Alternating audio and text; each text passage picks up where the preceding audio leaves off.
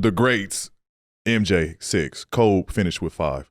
At this point, Bron didn't have any. He makes the move. Mm-hmm. Now it's like I'm in that conversation. Now you look at KD. KD leaves. Mm-hmm. Let me get in that conversation. Let me start knocking at that door. Like, you think that's what kind of where players got the idea of like, shit, if rings is what matters, yeah, I need to go. No, that's what started everybody leaving. But it's a door. It's a fake door because those guys ain't in the door. They're in a whole nother door, right? And that's the problem. Like, oh, this is the GOAT door. Mm-hmm. Right? Like, okay, I want some rings, and you realize, hey, Michael Jordan ain't in here, y'all. he ain't in this door, y'all. He's somewhere else. He's not gonna come back young. He ain't in this door, right? And it's just one of those things where we're what we're as players, we're factoring in our numbers, right? Our rings, and saying no, we should be able. I have leading title. I beat him in every stat. Why y'all not putting me in front of him? Mm-hmm. And the answer is he was the NBA, right? Magic and Bird held it, right? They held it.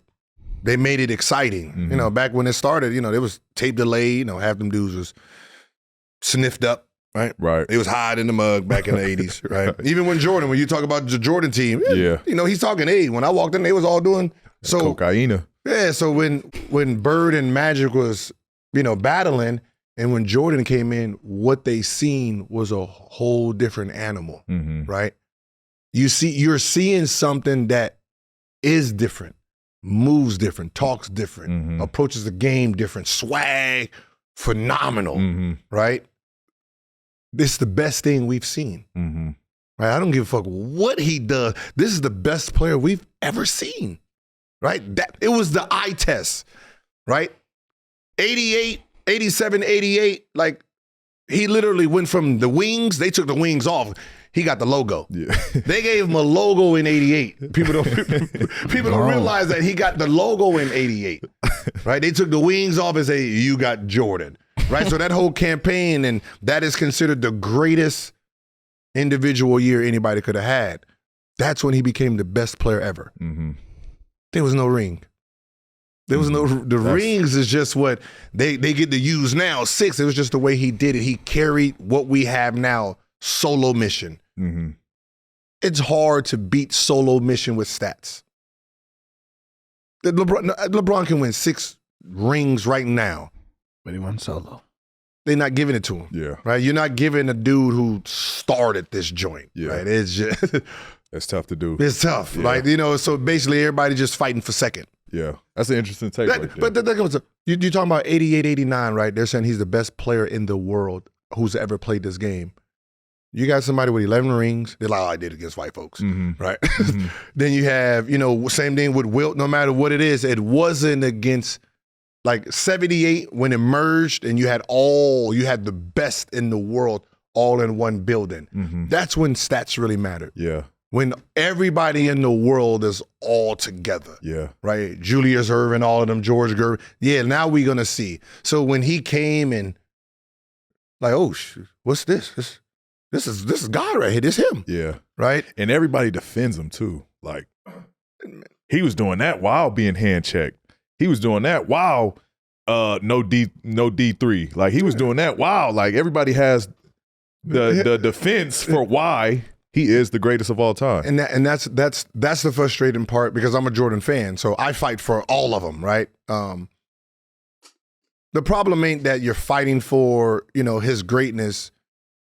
You're saying all his positives on why he is, but everybody's negative on why they shouldn't be, right? That's the problem. Why you got to use all the negatives on why this person can't be Jordan. And that's what I'm like, well, like what negatives do you hear about Magic game, Jordan game, Wilt? You don't hear nothing negative about their game, but they can tell you all ours. Right. Shit, motherfucker couldn't go left, he couldn't do this, he couldn't do that. They couldn't even dribble. Right. They couldn't even dribble the ball. What are you talking about? Like, God damn. Like, you telling me Bill Russell was this great? He averaged 16 points, 18 points, right? And every other black person averaged 30. Right. I thought 30, 40, this motherfucker. It was one interesting, and and I take nothing away from his greatness, but it was one interesting stat I looked at on Bill Russell. Man shot like 40-something% as a big man against the competition back then. And I was like, you playing it at the rim. Like, how did you shoot? It was like low or mid 40% for his career. Yeah, because it should have been like 70-80. He should have had way. Willis was like 70-80. He was a hustle player. Yeah. That's what he was. He was just our hustle player. That's what he was. He was just a hustle player. They didn't pass him the ball. He just got the ball off the backboard. If you gave it to him, then he'd do something. But he wasn't an offensive threat, right? Every other black person in the league averaged 30 plus, but him. Yeah. He was just block shots. You get it off the glass, put it up, but he wasn't part of their offense. Yeah. There's no knock. Big Bill, no knock. Rest in peace. No rest in peace. I mean, it just no knock, because you know how people they coming for you, P.